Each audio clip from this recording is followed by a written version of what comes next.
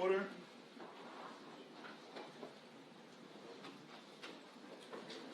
The record reflect we are back in session. Parties of counsel are present. All members of our jury and our alternates are present. And Mr. Arms, you may resume your closing statement. Thank you. Good afternoon, ladies and gentlemen. Before I resume from the place that we left off, I do want to correct one thing I said this morning. When you have a case this big that drags on for so long, some innocent misstatements of evidence can occur. That's why I encourage you to look at the exhibits, look at the testimony to make sure they're accurate. When I mentioned on the 4th that Joseph had called Union Bank of California, I referenced that he had never called before. That's not accurate. He had called, but the last time I believe in review of them over the break was November. But that does not take away the significance of why he would call on the 4th, right before an alleged meeting with the defendant, after checks had been posted. He had to call his bank for a reason that day. So we left off with February 10th. At 3:14 p.m., according to San Diego County Sheriff's records, it was Dan Kavanaugh who first calls and says, "Hey, I can't find Joe. I can't find my business partner." And those records show he was calling from Hawaii. A welfare check showed that there were dogs in the backyard, and only the Dodge truck was found in the driveway. Up to this point again, still, no actions by the defendant to report him missing, etc. But what we know, Dan Kavanaugh's phone records from that time showed he called the sheriff's department and even the police department multiple times that day. And when you look at his records, there's at least two up there that show it, that 808 area code, that are indicative of that totality of evidence that Dan was in fact calling from Hawaii. The next event that occurs in our timeline is February 13th. And on February 13th, that is when Mike McStay and the defendant meet at the house in Fallbrook.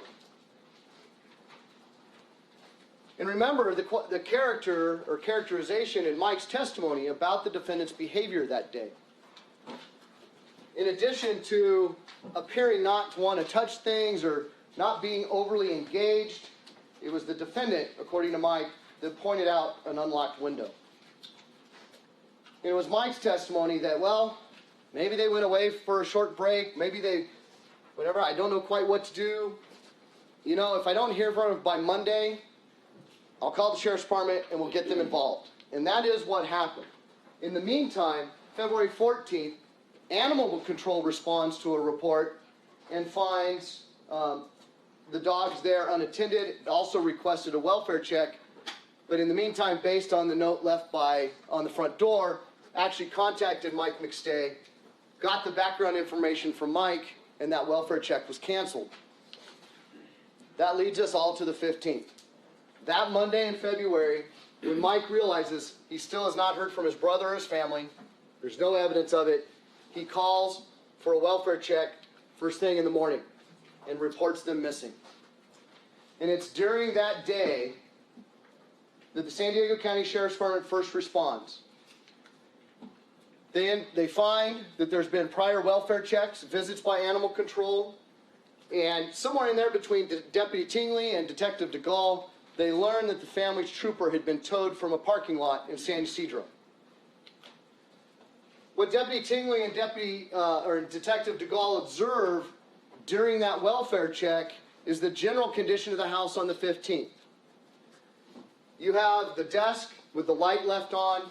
You have clothing in the bathroom, both on the counter and there's some even on the floor when you look at the other exhibits, consistent with someone having been in that bathroom at some point, maybe taking a bath or giving the kids a bath.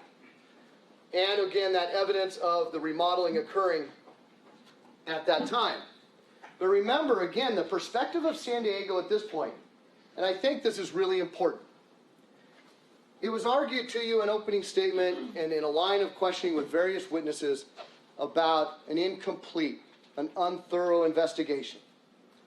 But you got to remember, we're not talking about what we know today. We're talking about what they were confronted with in 2010.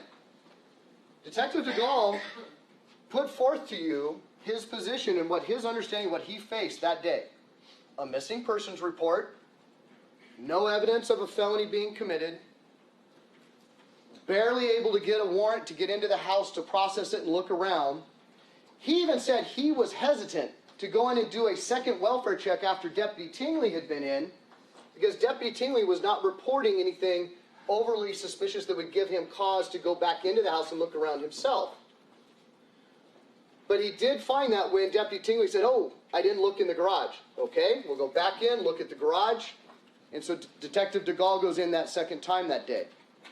And there were a couple observations that I think stuck out from Detective DeGaulle's testimony. When he went into the house, he made the observation that it smelled of fresh paint. He remembered the painting supplies at the bottom of the stairwell, just to the right of the banister out of the picture on the Exhibit 17. He couldn't remember exactly if it was open or closed or just the lid was on, but he distinctly remembered them being located at that location.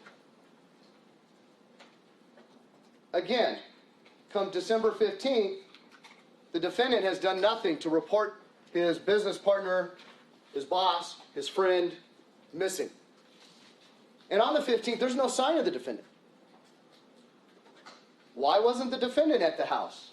Why wasn't the defendant there giving his last known knowledge and facts of the events and whereabouts if this was so important? Put that in context with everything else you've heard up to this point.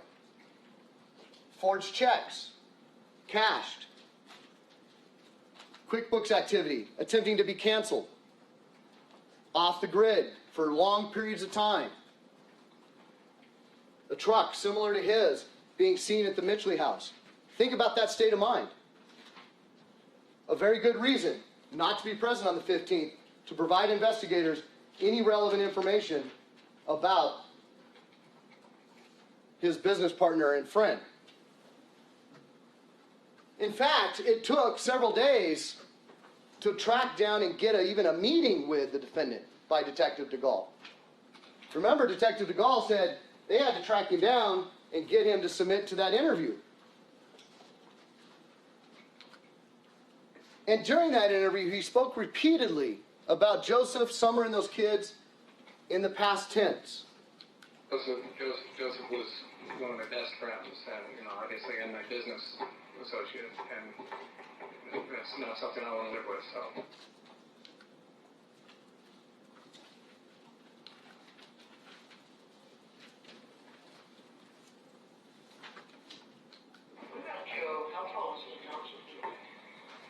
Shorter than me. I can actually tell you about what he weighed only because I did one of these articles here said his weight was 175, but he was 5'8", I would guess. He was, let me see.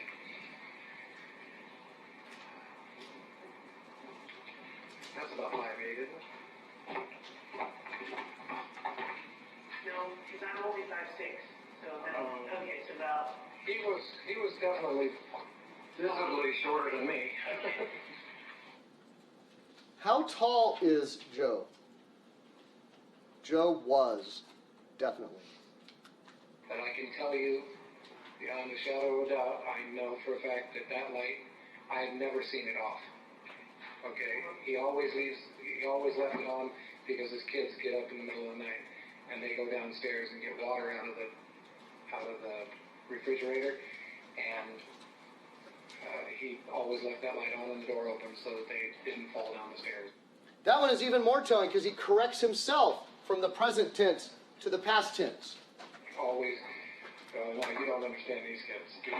His boys were, they would get up on the kitchen. Some video on YouTube. Yeah, they're on YouTube. Okay. I saw how energetic they are. Yeah. That's a good word for it, energetic. They were corporal punishment. No, she didn't believe in it. She didn't believe in any kind of corporal. I swear, she would go, stop it. Stop it. Stop it. And she would do that for half an hour until they lost interest in whatever they were doing. They'd go about doing something else. it was, oh God, yeah. You know where you usually park, you bought the car the way it used to be, you were not usually parked. Directly in front of the house on the street. On the street, right? Yeah.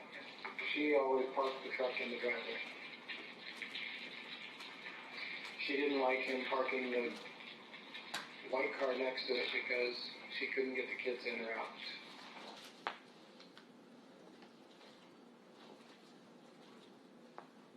It's interesting because, you know, we deal with families and friends and people all the time. And oftentimes they'll, Go ahead, back that up. it's interesting because, you know, we deal with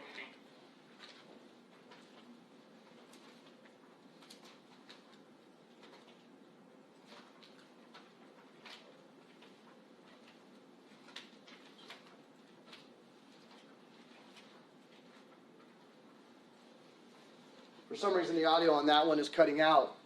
But that's where Detective Fisk asked, well, do you have some reason to believe that they're missing? And it's, no. Any explanation? No.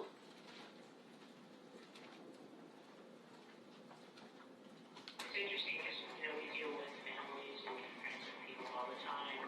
And oftentimes we'll notify them that their loved one is dead, and they will still use the present tense because it really hasn't set in. And that's why I'm asking you to use the past tense a couple times, which is really unusual. Yeah.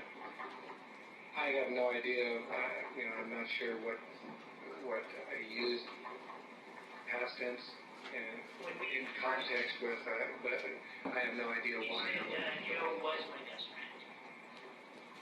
Oh. I did. You did. And, well, I don't know why. The subconscious speaks volumes. Now, I can almost anticipate the defense is going to stand up here and say, well, when you listen to the entire interview, there were times even the detectives talked in the past tense. But when you look at those, they're talking about past events, specific past events, not about what his current state of mind is or what his current state of knowledge is. And so when you put those in context, it's clear his subconscious is already talking in the past tense. And when you put that in context with all of the other events, from the first, the second, the fourth, the fifth, the sixth, and the eighth, that state of mind of a defendant is a state of mind of a killer, already knowing that they're gone and will never return. Further in that interview, you should note the manner in which he talks. There were significant pauses where he had to think to come up with an answer to questions. There were times that he avoided direct answers altogether and changed the topic when talking about specific events regarding Joseph and Summer and the kids. What was most telling, and I don't know if any of you picked up on this, was during that interview, towards the end, there was some confusion over dates. And the defendant calls Kathy Jarvis and attempts to get an explanation whether it was Monday the 8th or Monday the 15th, etc., back and forth. And maybe the detectives were tired. Maybe the detectives weren't paying attention. Maybe the detectives didn't hear it. But when Kathy called back to let the defendant know where he was on that important day, she said he was gone. The defendant then quickly hung up the phone, never informed the detectives of Kathy Jarvis's recollection or finding, and continued on with the conversation as nothing ever happened. But you can clearly hear that on that audio when Kathy calls back and goes, oh yeah, on that day you were gone. Why would he not clarify that for the detective since he went to the effort to check with Catherine to figure out exactly where he was? In the meantime of Detective DeGaulle then there was also the comment about the injury to the hand. Detective DeGaulle characterized that in the audio as being fairly significant to his hand. He claimed he got it while working at Metro Sheet Metal. But what did David Cicada and them say? They don't recall him ever being injured on that job site. Should Detective DeGaulle have followed up on that more? Possibly. Should he have maybe taken a picture of his hand? That probably would have been helpful. But again, think about DeGaulle's perspective and frame of mind at the time he's talking to the defendant. This is a missing persons case. He has no reason really to believe they're dead. He doesn't have bodies. Doesn't know. So maybe he did. That was an oversight. But he most importantly says that he never drove the trooper. That at one time he was in the trooper as a right front passenger. And we'll talk about the significance of that in just a moment when we talk about the processing of the trooper. But I want you to remember that on the 17th, he denied ever driving that trooper. And he claims to have been home on the 4th, despite the evidence that he's off the grid and there's no corroboration that puts him at home. So our investigation continued on to February 19th. Detective DeGaulle was able to sweet-talk a judge into giving him a warrant, despite it only being a missing persons case, to go in and process the house. And in that house, you heard from both Detective DeGaulle and Dennis Williams about the observations they made of the house at the time. Again, thinking about their perspective and what they're looking for at that time, they're looking for things that were suspicious, that would really stick out to them as obvious. Minor details may have been overlooked and may have been significant. They also, at that point, did not have really good detailed information about the ability of whoever took the McStays or killed the McStays, had time to clean up the house, to hide evidence, to move evidence, to conceal the bodies wherever they were. You got to remember that now 14 days, 15 days have passed. All with significant chunks of time where the defendant was available, off the grid, no alibi, to come in and do stuff to this house and to evidence. Here were some of the observations. The kitchen and family room. You had the original photograph from Detective Tingley on the left, showing the painting conduct consistent with the drawers and the cabinets, and the painting supplies had been moved, presumably by Susan Blake, when she had cleaned up the house at that time. Because remember, Detective DeGaulle said that those were by the stairs at the time he saw it on the 15th. In the kitchen in particular, there was certain evidence that may have been significant and overlooked. All of a sudden, there's a change in taping on the counter from blue to white. That may have been significant. Sorry. And there was a calculator found on the table. That calculator was there on the 15th. You can see it in Deputy Tingley's picture as well. If there was a dispute over money and how much was owed, or a dispute over projects and how much the defendant was supposed to be paid, it would make sense that there was a calculator handy for Joseph to use in crunching the numbers. There's this mysterious black light on the kitchen counter. No one knows where it came from. No one claims possession or ownership of it. Dennis Williams and Troy DeGaulle say, yeah, we wouldn't use something like that. If we used an alternate light source, it would be something completely different. Why would someone need to use a black light? To potentially detect evidence on a wall, or on a floor, or on a table? Possibly. There was the bathroom. The clothing on the counter and on the floor. Specifically, a onesie, shampoo or bath soap of some type in a bottle next to it, crumbled up here, with a towel. Looks more like either a kitchen towel or a baby's towel or something like that, rather than a normal bath towel. That looks like life interrupted.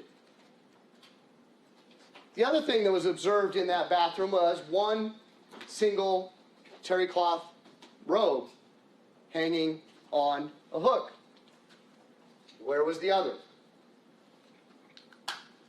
You have the bedroom with a lamp knocked over and a mattress folded up in half, or a cushion folded up in half in the middle. Did Deputy Tingley think that was significant at the time? Apparently not. the shoes and the stains by the front door. You're talking about a family of 4. Children in particular, wintertime, summer's Ugg boots left outside the door, sandals, including a kid's sandal, at the front door, and these apparent discoloration stains to the front carpet, one could conclude was bleach or some other cleaning solution. Could those have been significant to the investigation? Possibly. Remember, they had a missing persons case. Dennis Williams came in and took 795 photographs of the existence and the way it looked when they looked at it. Did she find any blood spatter? Not obviously. Did she find any blood pools? Not obviously.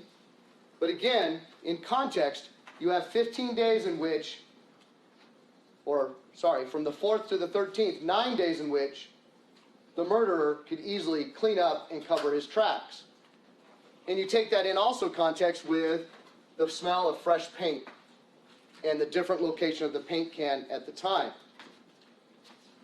That leads us to jump forward to November 11th, 2013.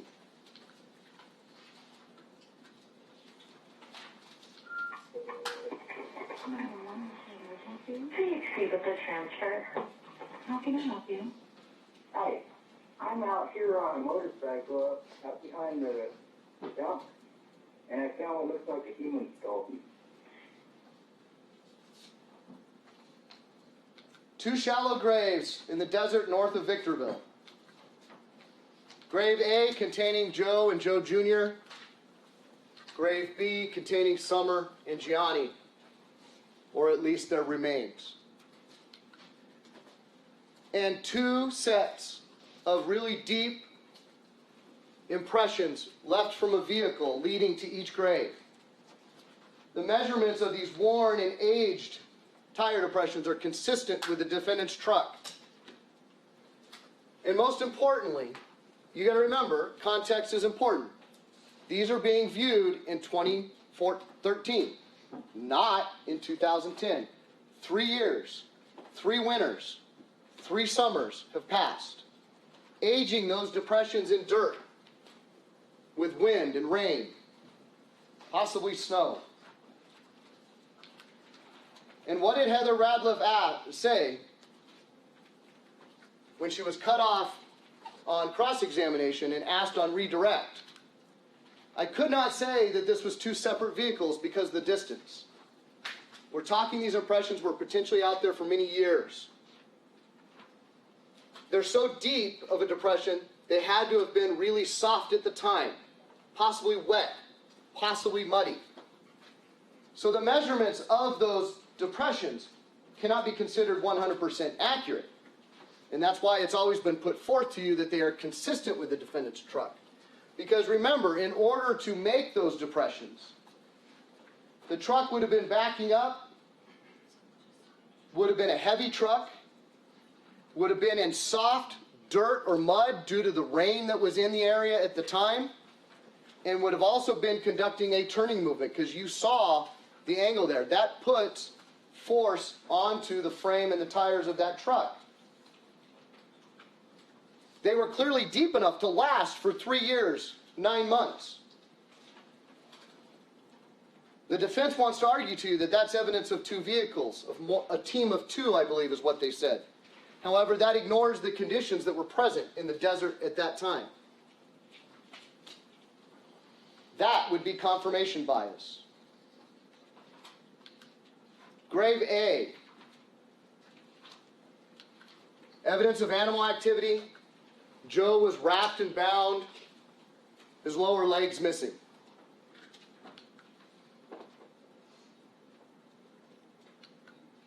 Grave B. There was also evidence of animal activity. Summer and Gianni's remains were found as you dug down. The sledgehammer was found, a potential murder weapon that was later tested by Don Jones to show a low level of human DNA.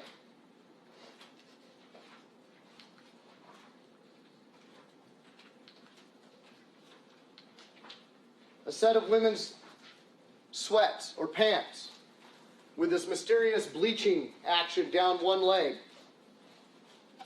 and a set of women's underwear, a cell phone case,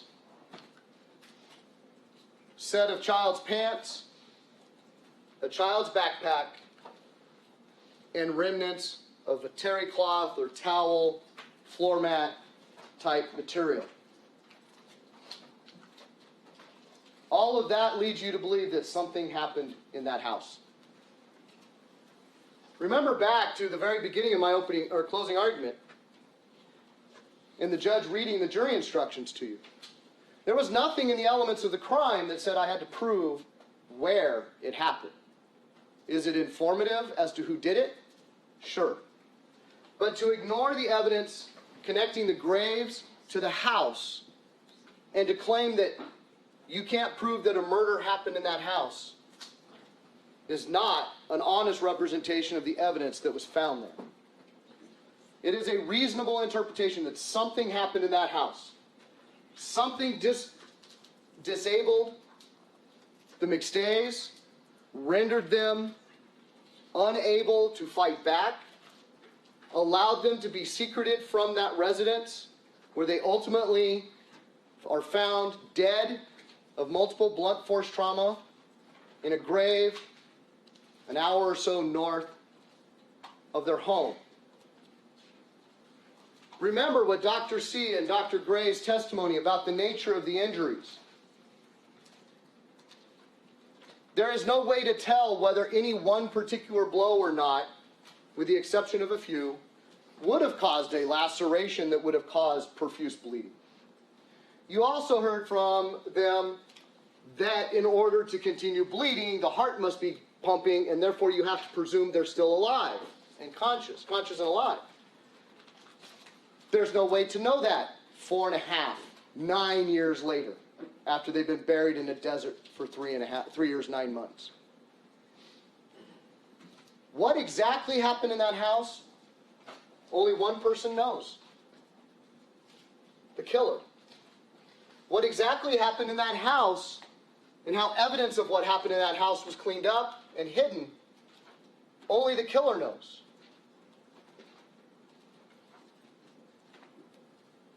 Why there was this fresh smell of paint 9 days later, 10 days later, when Detective DeGaulle goes into that house, when there has been no active painting since February 2nd, means someone probably painted over evidence.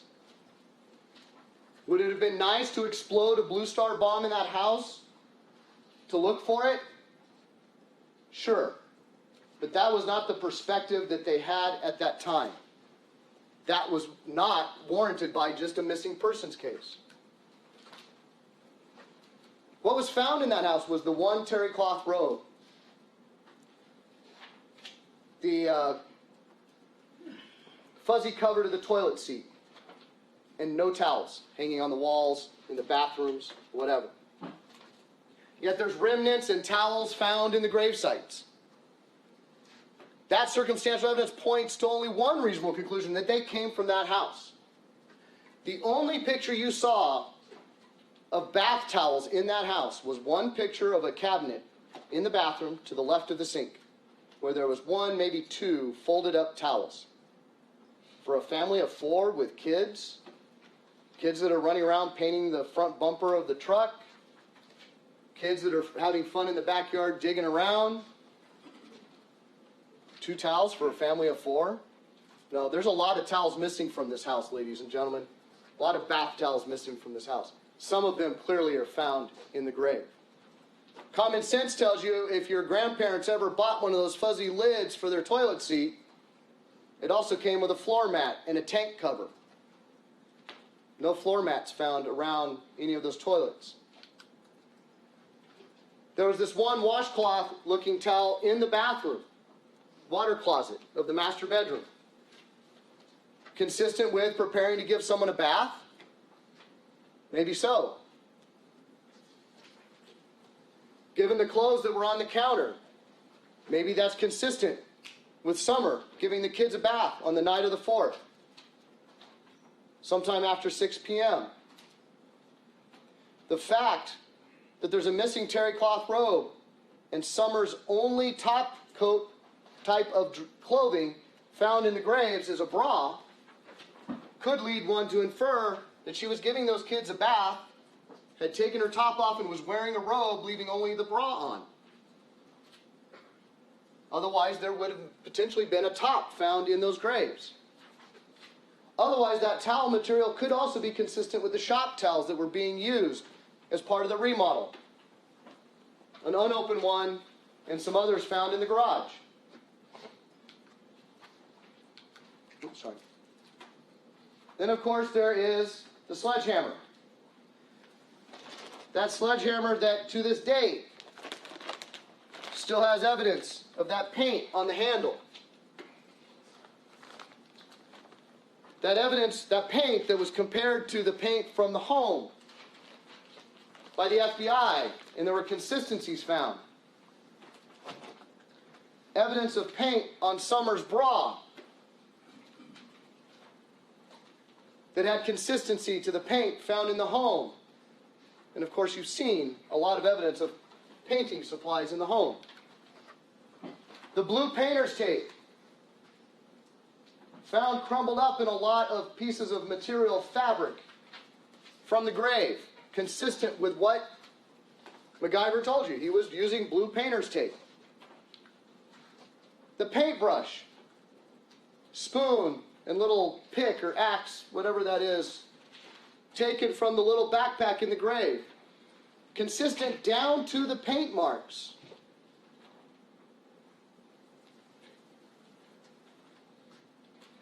Held by a child.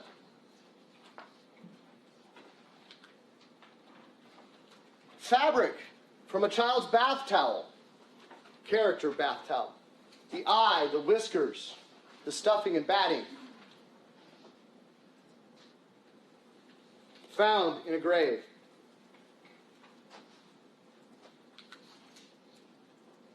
Keys to the house and the cars found on a keychain in Joseph's pocket, consistent with the house. It is not a reasonable conclusion from that evidence to say nothing happened in that house. The defense could show you, and did show you, dozens upon dozens of photographs and wanted to focus in on a dust bunny here, or a crumb there, or a white mark there. Doesn't change the fact that something happened in that house. That those McStays were taken from that house, unable to remain, unable to stay, in whatever condition they were, and were buried in those graves with items from the house. There were some other points of evidence that were significant, that you are entitled to draw whatever reasonable inference from you can. I mentioned the paint on the bra. The paint on the bra is not just paint that matches paint from the house. Paint on the bra has a specific pattern and a specific thickness. This pattern is thick and it drips. I'm sorry, it doesn't drip, it runs. And if I were to characterize it being the left cup, it's as if my fingers were those run marks and they point towards the center of the chest had Summer been wearing it. What position does that put her body in when that paint was applied? Gravity tells you she's in some way on her right side when that paint is applied. And it's not just I'm painting the kitchen cupboards and for whatever reason I'm doing it only in a bra and I bump into something wet and I get a little transfer mark or a little scuff. This is a glob of paint that his gravity has allowed to run into fingers. And from looking at that condition, and granted, 3 years, 9 months later, it's so thick it doesn't look like anyone tried to clean it up. How did that paint get there? other than after Summer being disabled, rendered unable to defend herself, someone used paint in that house. Why would someone, after disabling the mother of 2 children in that house, need to use paint other than to cover their tracks? 2 padlock keys. One found in Joseph's front pocket. If I recall the testimony, the single key was found in the front right pocket alone. The second key was on the keychain that you saw previously in his back left pocket. I may have those switched. I'll trust you to determine the evidence. However, that significance and that difference is that one's on a keychain and one is not. When in a life of a homeowner have you been in possession of 2 padlock keys that appear to be visually similar and inferably are to the same lock? Would you have them on you at the same time? The day you bought them, maybe the day you gave them to someone else. What other reasonable inferences can you draw from this weird circumstance that one key is on a keychain, one key is not? One key is in a different pocket than the other. Well, let's think back to February 4th.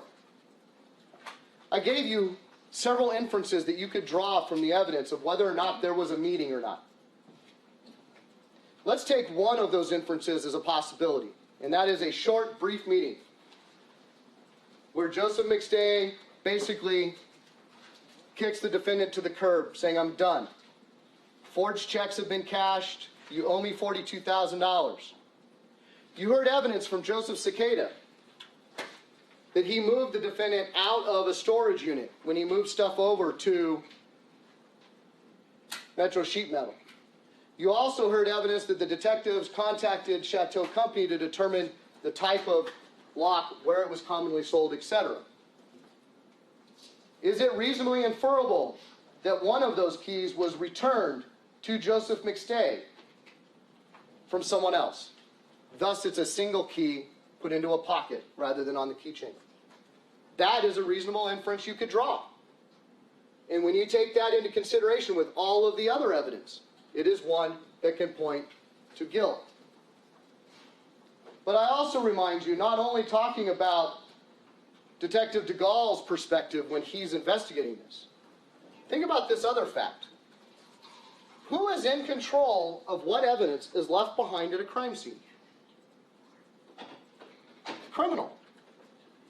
Detective DeGaule is not, Dennis Williams is not, Deputy Tingley is not, their forensic team or their investigators is not. They walk into a room in whatever condition it was left by that killer. The fact that there is no blood stains or blood pools could only be due to the killer's actions in either how he carried out the murder or how he cleaned up the murder. Here you have significant blocks of time where the defendant has no alibi, has no cell phone activity to put him anywhere, plenty of time. You have a defendant who does not report Joe missing, does not ring the bell until February 9th after Carmen Garcia alerts him. That's that first contact with Susan. So on the 4th, the night of the 4th, the 5th, the 8th, all of that time until the alarm goes off. So San Diego learns that the trooper has been found from San Ysidro parking lot. In there is found Joseph meds in a container, the toys hidden in the back, the EIP checkbook with the Union Bank business card attached to it. And you have those. You have all of the carbons of those checks that were written out of there, including that $100 check that the defendant used. It was given by Joseph to open his account. But most importantly, it was processed for DNA. And 2 of those things were significant, and that was the swab taken from the steering wheel and the swab taken from the gear shift center console area. Why is that important?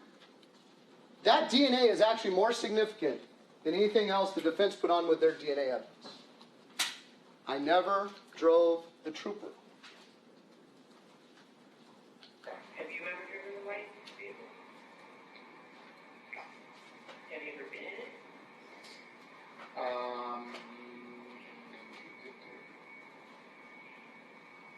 Yeah. When the last time I was in it, we went to Camp Pendleton.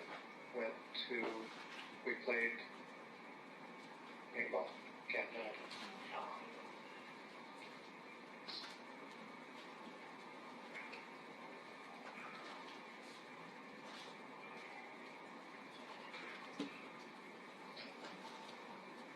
Month and a half, maybe. So you're front passenger, Front passenger, but never driven? never driven. Never driven it. Yet DNA is found where you would expect it to be found if it was driven by the defendant. Where was DNA not found if he was the right front passenger? There's no evidence that his DNA was found as being the right front passenger.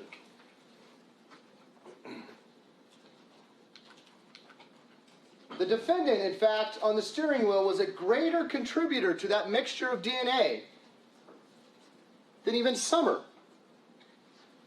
Remember those results. Joseph, the defendant, Summer.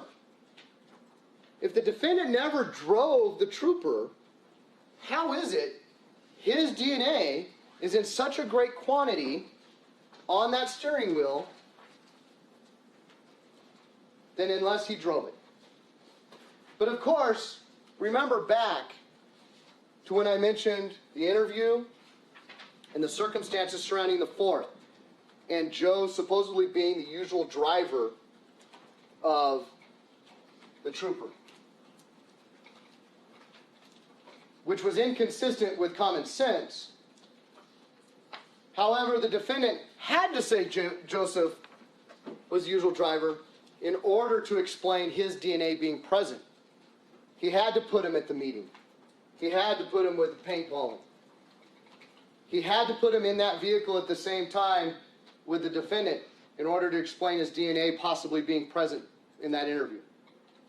Problem is, there is no evidence from any witness that Joe was actually the usual driver. It's inconsistent with the car seats. And who leaves a mom home alone with 2 young kids without viable transportation? So, we have to talk about the defense DNA evidence. So while we're talking about DNA evidence, by the way, the DNA evidence on the trooper, done with traditional means, by traditional analysis, with an acceptable quantity of human DNA in order to be analyzed, that comes out with a reliable result based on tried and true methods of analysis. There is no evidence in this case to support touch DNA transfer in either the Graves or the trooper. You saw this fancy reenactment in opening statement of someone who happens to look like the defendant, shaking hands with someone who happens to look like the defendant and Joe, and then getting into a vehicle. The problem is, that's not evidence. What evidence do you have that there is a custom and habit amongst the defendant or Joe to shake hands routinely with someone who they are friends with or business partners with? None. They could have asked Susan, they could have asked Mike, they could have asked Catherine or Taylor,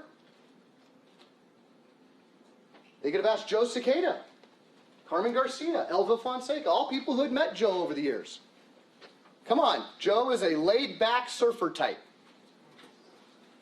Does that sound like someone who just routinely shakes hands? Think about your relationships with people. If you're close friends, even doing business with, or colleagues at work or school or church, do you routinely, every time you see them, shake their hand? That's inconsistent with common sense. Handshakes are not something you do with someone you see on almost a daily basis, especially if you're best friends, and especially if you're the laid-back surfer dude. They want you to believe that there is touch DNA of some sort on the stuff from the grave, despite its decomposed state. Despite the fact it's set in a desert with decomposing bodies for 3 years, 9 months. There's no evidence to support that that happened. Ryan and Bodie told you they would not expect DNA to be found on any of these items. Don Jones told you that as well. He was reluctant to even test the strap because of its condition, thinking there would not be usable amounts of DNA. But nonetheless it was, and Bodie found no reportable results. They refused due to the extremely low level of DNA. Remember the discussion about picograms and what a picogram was and how it was 0.0 something of a picogram and how little it was? Not even enough for a reputable lab like Bodie to come to a conclusion. So then, with the magic of probabilities, the defense turns, forgot one thing. One thing that the defense didn't test was the hammer. Wonder why? Don Jones tested, found a very low level of human DNA. So they turned to Dr. Perlin in True Allele, cybergenetics. And you must really wonder to what extent Dr. Perlin felt the need to testify when he didn't even do the work. Ms. Poolhouse did. But Mr. Perlin had to stand up here and sell his product based on work that he really didn't do, Ms. Poolhouse did. And it's a secretive process that can't be replicated. It's proprietary. Objection misstates the evidence. Overruled. All of his validation studies were done by himself, not outside researchers. It bucks reliable, tested method. It's fringe. By the way, it assumes a mixture to begin with. Is that because the defense's theory was two-man team because of the 2 tire tracks? So they tell Dr. Perlin, we'll assume it's a mixture, therefore you can come up with results of a possible other suspects. He wasn't even willing to concede that it was possibly a single source mixture, or a single source piece of evidence. Because the problem with him is that his testing is unreliable. It gets into the weeds of the machine noise. And he can never explain how his algorithm differentiates, and he never did testify to this, how it differentiates from the background noise of the machine to what is actually true allele activity. And all of it is based on inferences, based on assumptions. We're going to assume it's a mixture. And because we assume it's a mixture of 2 or more people, my program is going to infer that the most common allele that would occur at this location, should there be allele activity, would be likely this result. So it's not really a genetic profile. It's an assumption and an inference, not supported by actual genetic activity. Because this program is a random profile generator. It makes assumptions. It calls alleles based on probabilities rather than actual evidence. That goes again back to the background noise in the machine. They see this little grass in the electrophoregram, the background noise of the machine. They say, oh, well, that one looks interesting. We're going to call that one an allele. And if that's an allele, it most likely at that location is this frequency based on population frequencies. As opposed to real DNA testing that can see a clear peak in the electrophoregram where allelic activity occurs. Well, alleles may exist, they may not. the data doesn't matter. And that's a direct quote from Dr. Perlin. The data doesn't matter.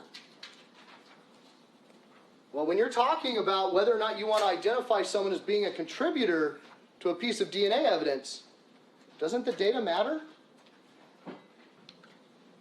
It even excludes the victims, despite the conditions. And you may remember Mr. Dougherty showing this picture to Dr. Perlin. If there's any credibility to be given Dr. Perlin, he did say, I don't like to know the facts of the case before I run experiments because I don't want him to bias how I look at the evidence. Okay, I'll give you that. But do you think for his probabilistic random number generator algorithm, it may have been important to understand the context of the evidence he was looking at even after he got his probable profiles? You remember that picture Mr. Dougherty showed him of that cable, the cord, and that strap wrapped around the rib cage of Joseph McStay and actually protruding through one of the ribs. Did you see his reaction when he saw that? It was almost a little gasp. It was clear from his body language during that testimony, that was shocking to him. Unexpected. Yet even at one location in his results, the defendant's a higher contributor than even Summer or the kids. How is that possible? Now to object that misstates the testimony. They were all excluded. Sustained. While they were all excluded, under the probabilities, the defendant was a higher or lower or less of exclusion than even Summer or Joseph. But how do you exclude even the victims, the contributing bodies, decomposing on these items of evidence from even showing up? How can you exclude Summer, who would be the usual wearer of the bra, from the bra? That flies in the face of reliable science. He also wants you to believe that the victim's DNA did not survive, and therefore they were excluded, but some random touch DNA did. So remember the long, lengthy cross-examination about DNA, touch DNA, by Mr. Dougherty, about shaking hands or touching an object, or the so forth. So a quick touch and yank on a cord or a strap by the perpetrator. That quick yank. Throw him in the grave. 3 years, 9 months pass with a rotting, decomposing human being on top of it. Is going to survive the decomposition process, or that touch DNA is going to survive that decomposition process more than the person sitting there decomposing on top of it? That flies in the face of all logic. Flies in the face of the science. As I mentioned, Dr. Perlin's results are not a profile. It is a probability of a mixture up to 11 people. Remember, when he reduced his results to that nice little graph, there was one allele that went out to like 22 places. So is the inference now that there's 11 possible suspects that could have contributed to that allele? That random profile generator is not evidence. In Dr. Perlin's technology, based on his testimony, may be something helpful when you have a good amount of DNA, a large quantity of DNA, dozens and hundreds of picograms of DNA or more. And it may be something that's helpful when you have a complex mixture of 2, 3, 4 people in a pool of blood, or a bloody handprint on a wall, or something like that. But is it really reliable when you're talking about DNA evidence that has been part of the decomposition process in a grave for 3 years, 9 months? No. Because if his technology was that good, and you had a low-level amount of human DNA, he could have run the hammer too. And maybe his random number generator would have given us a result. Because again, it's just random number generation. It's a guess, an assumption, and an inference. Because at the end, when he's shown that picture of that cord sticking out of Joseph's remains, and he's asked to explain how that's possible, he says, quote, well, that's a quandary. He couldn't explain it. He could not explain why the victim's DNA was excluded from any of these possible contributors that his random number generator came up with. But that's telling. Dr. Rudin, Dr. Perlin, Kathy Jarvis, Sarah Taylor, the whole defense case was nothing more than smoke and mirrors. The whole defense case was, don't look at Charles Merritt. Don't think about Charles Merritt. They put up witnesses to make inferences, such as this DOJ agent. They call him to infer that these checks found at placard 16 were locked in a drawer in the desk. And what did he tell you? Nope. I had to pick that lock, and there was empty file folders in there, and that's what I told DeGaulle. That's what's in the notes. That's what's in the report. I reviewed them before I came to court. Then why would you call him? Why would you infer this when there was no evidence to support it? You call a CHP officer to infer the defendant had an inability to make it to the desert on February 6th because there was this fatal collision that would have closed the freeway. What did that CHP officer tell you? Heavy rains. That was important to another piece of evidence, right? The tire depressions. Heavy rain. It was in the southbound lanes, not the northbound lanes. I believe he said it was 7-something in the morning when it occurred. He showed up on scene about 9-something. It was cleared by 10 or 11-something. It was contained to the southbound median. And there was no lane closures. And there was light traffic that day. Why would this be put up there other than to try to distract you from the evidence, which was the defendant, his phone is pinging off cell towers in the deserts that look over the graves, and he has no alibi?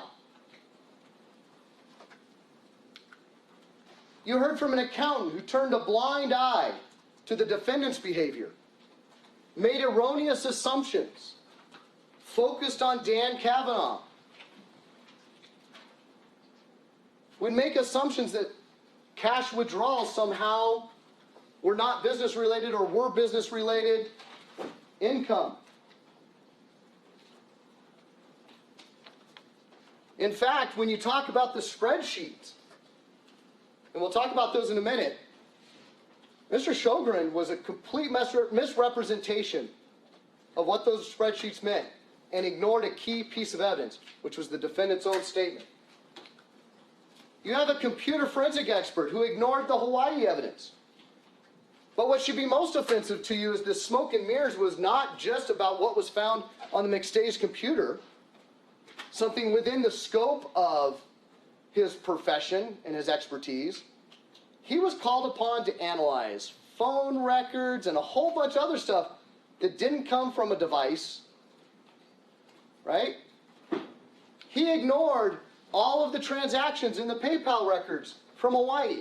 He ignored the phone calls from Hawaii.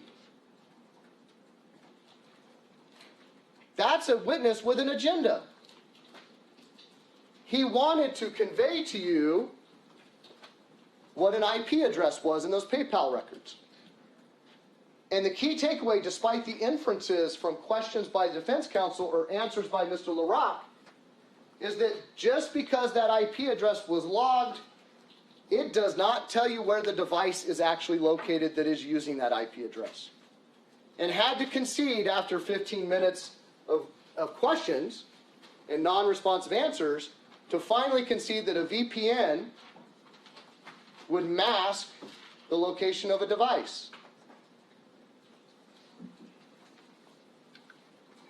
Then you had a forensic expert to talk about blood spatter and wood stain, Mr. Beasley. He talked about this table and his experiment with fake blood. And his little demonstration for you in court. What's the usefulness of that? You had already heard from Dennis Williams, Troy DeGaulle, and others that there was no evidence of blood spatter in the house or blood pooling. Clearly, either there was a way that it was prevented from happening during the murders, or it had been cleaned up. There was nothing to analyze. But I'm going to do all this neat little experiment for you to analyze what blood spatter looks like. That's not helpful to you. But most telling was Mr. Dougherty's cross-examination. When he talks about this table in Exhibit 39, he's being asked about spotting on this leg to the left in the top of the table, and how they're nice and round and dark, and they're on the legs and on the side and on the top. And then under cross-examination, Mr. Dougherty goes, well, were you not aware that over here by the remote was the dots that were asked about of Dennis Williams and Troy DeGaulle, and those aren't the same ones you're talking about? And there was, yeah. And there was some discussion about them being skeletonized and lighter in color and misshapen. And at some point, Beasley says, matter of fact, I've seen aspirated blood look like that because it's pushed out by air. Huh. You have critical, contradictory, and uninformative photogrammetry evidence. Stutchman really did no work than blow up a picture, an aerial picture of the desert. All he was called for was to criticize Eugene Licio. And he clearly didn't understand how that model was taken and created from the Pharaoh and inserted in there, because he's like, well, you can't see that much of the truck. No kidding. We saw where the frame of the video cut off. We see how it lays in there and how everything lines up. No one ever said you see that much of the truck in the video. And again, Dr. Rudin had an agenda so he could retire and was applying hard geometry to low-quality evidence. All of the attacks by these witnesses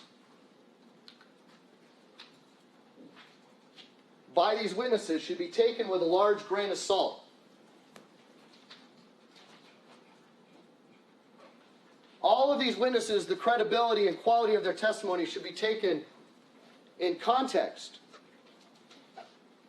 What expert sandbags their reports and their exhibits until the early morning hours of the day they testify, after having months, if not years, to do it? What expert isn't influenced by the fact they're being followed around and interviewed by defense documentary team? Objection, Your Honor. Sustained.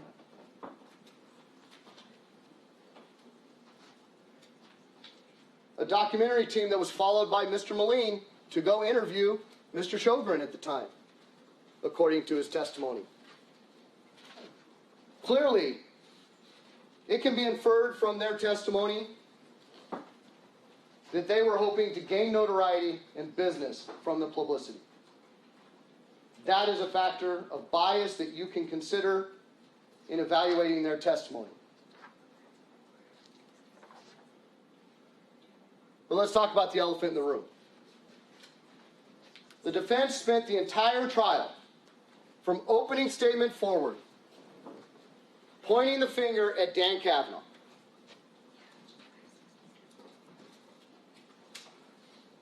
Every witness, every expert,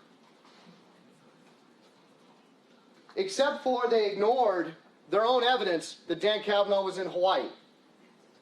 Except for, you would have to ignore the evidence of Lauren Knowles, that she spent the first part of January through February 17th with Dan Kavanaugh in Hawaii. You would have to ignore all of the PayPal transactions done on King Kamehameha Highway on the north shore of Oahu.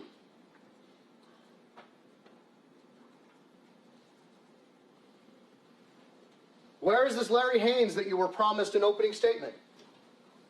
To say that no, Dan was there actually the year before. You heard Lauren Knoll's testimony.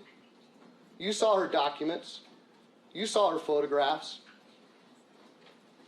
Dan Kavanaugh was in Hawaii at this time. There is no evidence to contradict that, and to continue that narrative is confirmation bias. It is more smoke and mirrors. Don't look at the defendant. Don't look at the man who was benefiting from cash and forged checks. Don't look at the man whose phone was pinging off cell towers overlooking the graves. Don't look at the man who called QuickBooks to delete evidence of his criminality, to cover his tracks. Look over here.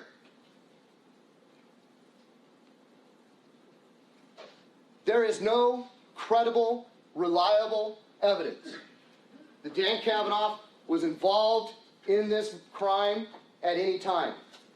In fact, their own PayPal records, their own bank records show he continued to attempt to operate that business from the internet side. He then even went the extra mile to help try and complete custom projects. Remember the Geist construction project? This is something that Dan shouldn't have been involved in. Geist calls and says, hey, where's our fountains we ordered? Don't know, let me look into it. Hey, weren't paid. Send us the money. That money from the bank record shows that it was then immediately transferred, or a big portion of it was transferred to the defendant. And then what did the defendant do? Oh, they're almost done. They're in a storage unit, ready to be shipped. I need you to send me the shipping money. So they send him the shipping money. My recollection serves me correct, it's like $2,000. Oh wait, we need more for shipping. This time, can you make the check out to my wife, Catherine Jarvis? And they send that too. And they still didn't get their fountains. They had to send a representative out here, rent a truck, pick them up themselves, drive them back to Ohio, and have them installed by another person out there. A big deal was made about the Saudi Arabia project. And what did those records show? Those records show payments coming in from this company, Kokoshe, which presumably is the Saudi Arabia project. No one ever connected that dot. And where did that money go? To Dan Kavanaugh and to the defendant. This looks like normal business activity. You heard Susan Blake and Mike McStay tell you they continue to try to operate the business. They opened an account because all of Joe's accounts had been frozen. They wrote checks to the defendant for money, for projects, for passports, everything to try and keep the thing going. Were they successful at it? No. Were they good at it? Probably not.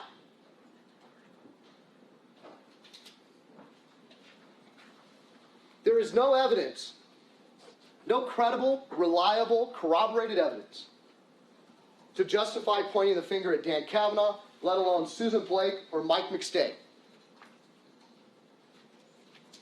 They will be asking you, if they go down that line, to ignore the evidence, to speculate, and reach an unreasonable conclusion. This case has always been about, and continues to be about, the defendant, Charles Merritt, and his actions that are illustrated by February 1st, February 4th, 1st, 2nd, 4th, 5th, 6th, 8th, his whereabouts, his motive, his opportunity, his means. To try and distract you from all of that evidence. To infer that all of these just things happen to be coincidences. It's disingenuous. Because ultimately, when you look at these things in the totality, who benefited from these crimes? The defendant. When you look at the totality, who had the opportunity to commit these crimes? The defendant. Let's talk a little bit about that. Let me interrupt you before you get to that. We'll go ahead and take our afternoon recess. It's 10-15 minutes. Keep in mind the admonitions previously given to you, not to form or express any opinions about the case, not to discuss the case. We'll see everyone back in about 15 minutes.